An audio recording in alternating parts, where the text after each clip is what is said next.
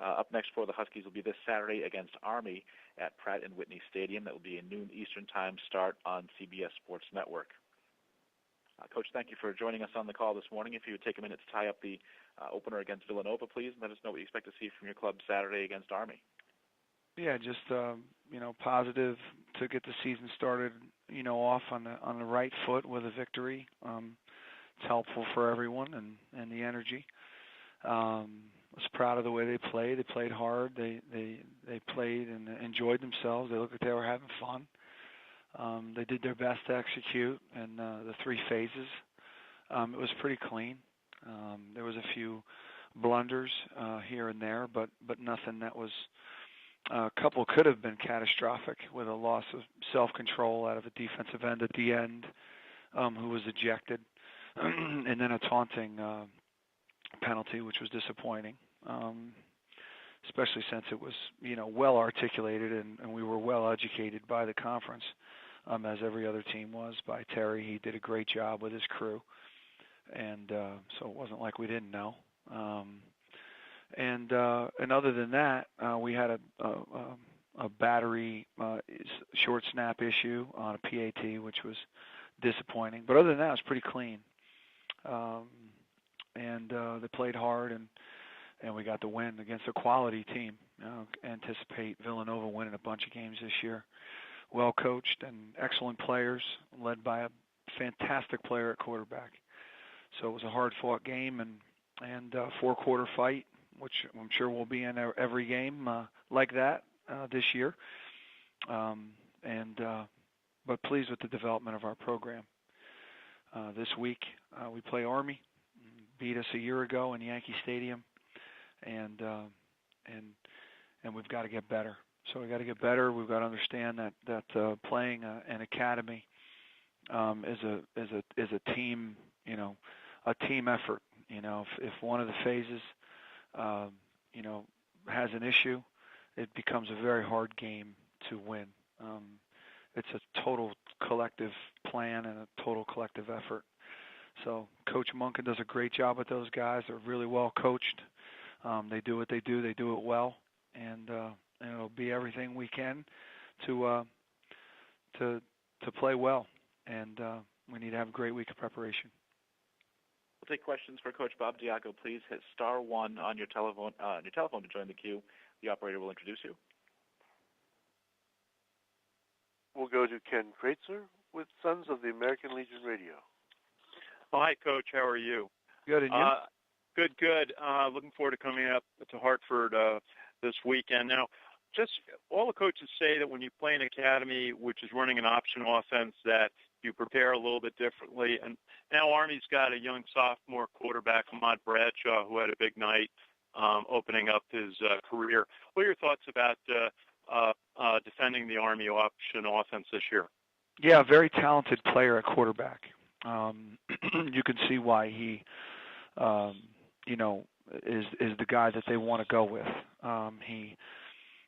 The guy a year ago, obviously, he did well enough to get the win against us, so he was a pretty darn good player too. But this player is a little bit faster and more athletic. He's got a strong arm. He can make all the throws. Truly looks like he could operate very easily. Out of a 4 and 5 open spread offense, just as well as he operates in this triple option offense. So athletic, strong arm, vision, doesn't really put the ball in jeopardy. So did a real nice job, and tough. He carried the ball, I think, 22 times. So he's a hell of a player. And, Coach, just approaching Army's got two very good inside linebackers, Jeremy Timp, Andrew King. What's your thoughts approaching the Army defense? Yeah, like I said, they're a really well-coached outfit, and, the defensive structure has got some similarities as it relates to, what we do. So, we unfortunately, though, it's a week where it's hard to articulate much, because our offense can't simulate any or reciprocate that work. But we have to get together some, and that'll help. But you definitely have to, in that system, the inside linebackers end up driving, and they're very productive, and they have to be, and they run around, and you can't allow that if you're going to have a productive day on offense against Army. Thanks, Coach. We'll go next to Neil Ostrout with Journal-Inquirer. Hey, Coach, how you doing? Good. I was going to ask you about Demir Bradley. He didn't play in the opener. Is it a question of him just kind of working his way back in, or is injuries slowing him down, or what's his kind of situation? No, I think that it was a slow start for him in camp, and a very fast start by a few younger players, and there were 3 guys in particular that had a great camp, 3 true freshmen, had a great camp, and he was off to a slow start, and then hindered by a nagging lower leg, no big thing, but just kind of a nagging pull, and that surely didn't help things, but he's back full speed now, and working his way in and doing a nice job. So we'll see what it looks like in the future. One other quick one. Tommy Myers obviously had the big day in week 1. Did you know what kind of weapon he could be this year? And is that the kind of production that might be regular for him? Oh, absolutely. We love tight ends, and we have a couple of really, we got 5, 3 young true freshmen.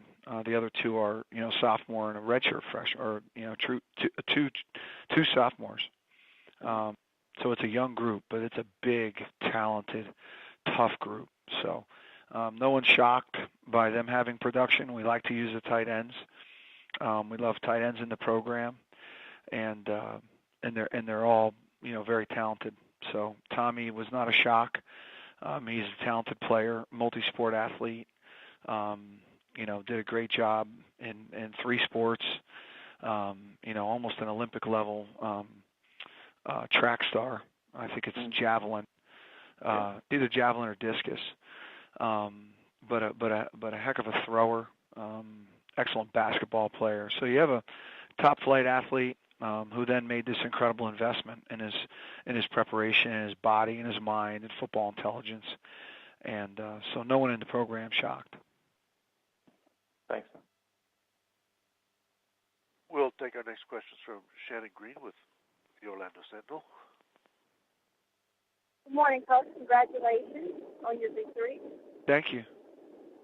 My earlier question already got answered, but I'll just follow up with this. With your victory this past weekend, coupled with Temple's victory over Penn State, how important do you think those non-conference wins become for this conference in terms of speaking to its strengths? Oh, they're great. I watched every play of the Temple Penn State game, and I rooted on Coach Rule and the Temple team every down. It was I don't know about the broadcast, but it surely was no fluke. They're a better football team, more physical, more physically imposing, and just did a fantastic job. So it was an impressive victory, and any time that our conference teams can get that done, it just shows what our student athletes and athletic departments are all about. So I thought it was a strong weekend that way. When you look at the eastern half of this conference, how competitive is it this season? Yeah, it's really something. It's interesting this weekend that Temple and Cincinnati have to play right out of the chute. But top to bottom, East Carolina, Central Florida, South Florida, and on. It's just, or the Cincinnati, Temple. There's just great teams. So you're gonna have to, once that starts up, you're gonna have to bring your A game every week. Thanks, Coach. And do you have any other questions for Coach Diaco, please? And Coach, well, thank you for your time this week. Look forward to talking to you again next Monday. Thank you. Have a good one.